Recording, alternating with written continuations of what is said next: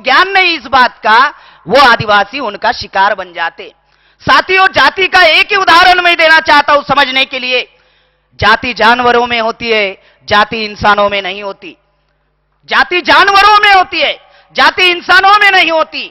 ये जाति ब्राह्मणों ने निर्माण की। जानवरों का उदाहरण अगर दिया जाए, मान लीजिए अगर जानवर ने अगर टट्टी की, जानवर ने अगर टट्टी की तो आप पहचानते हो या नहीं? गधे की कौन सी है, घोड़े की कौन सी है, कुत्ते की कौन सी है, पहचानते हो या नहीं?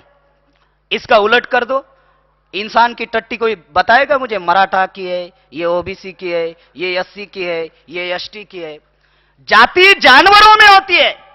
ये बात जब मैंने उनको समझाई तब उनको समझ में आई कि ये मूल निवासी की जो कंसेप्ट है, क्योंकि बुद्ध काल में जाति नहीं थी, बुद्ध काल में जाति नहीं थी, भारत में आर्य आने के पहले जाति नहीं थी, गण व्यवस्था थी, गण व्यवस्था में जाति नहीं थी।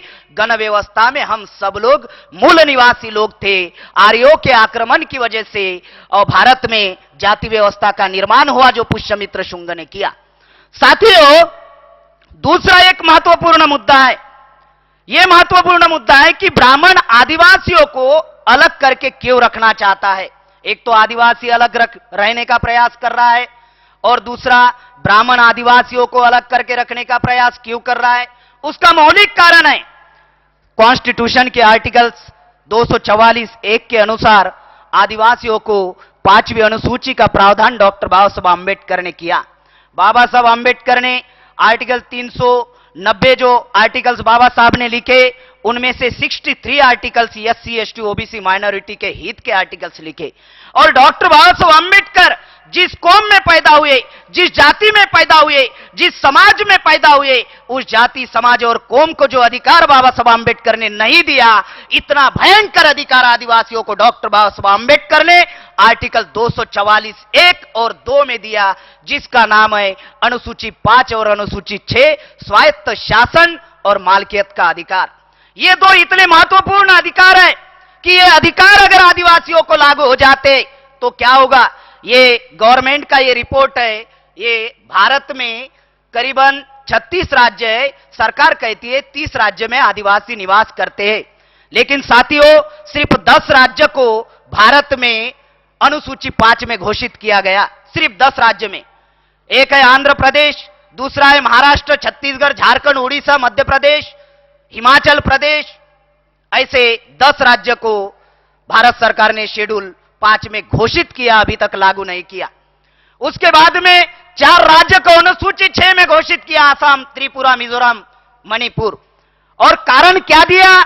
कारण यह दिया कि ये राज्य बॉर्डर के होने की वजह से यहां पे हम लोग अनुसूची 5 लागू नहीं कर सकते, यहां पे अनुसूची 6 उन्होंने लागू कर दी बॉर्डर के होने की वजह से। साथियों, ये स्वायत्त शासन क्या है? इतना मौलिक अधिकार है जिसकी वजह से ब्राह्मण आदिवासियों को अलग करके रखने का अधिकार दे रहा है।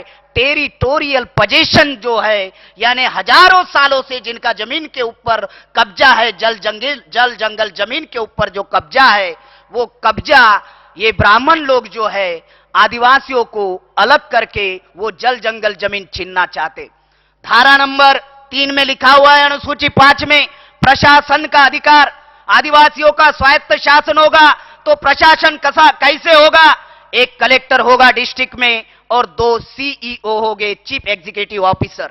एक कलेक्टर और 2 सीओ, एक सीओ जनरल का होगा और एक सीओ शेड्यूल ट्राइब का होगा, जो आदिवासी ही होगा और आदिवासियों के विकास एवं कल्याण के लिए काम करेगा। उसके बाद में धारा 4(1) में लिखा हुआ है कि आदिवासी एरिया में ट्राइबल एडवाइजरी कमेटी होगी, आदिवासी जनजाति सलाहकार परिषद होगी, जिसमें 1/3 सदस्य आदिवासी के होंगे। यानी मान लीजिए कम से कम 20 सदस्य ये एमएलए होंगे उस विधानसभा के, उस राज्य के विधानसभा के। अगर वो कम गिरते हैं तो आदिवासी एरिया में जो आदिवासी पंचायत होंगी, उस आदिवासी पंचायत पढ़े लिखे लोगों को ट्राइबल एडवाइजरी कमेटी में नॉमिनेट करेगी। और वो नॉमिनेट क्यों करेगी?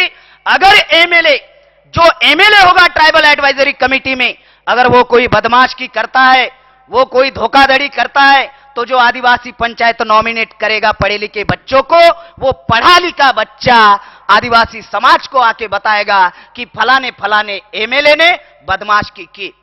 उसके बाद में धारा 5(2) में लिखा हुआ है जमीन हस्तांतरण पर पाबंदी। धारा 5(2) में लिखा हुआ है जमीन हस्तांतरण पर पाबंदी।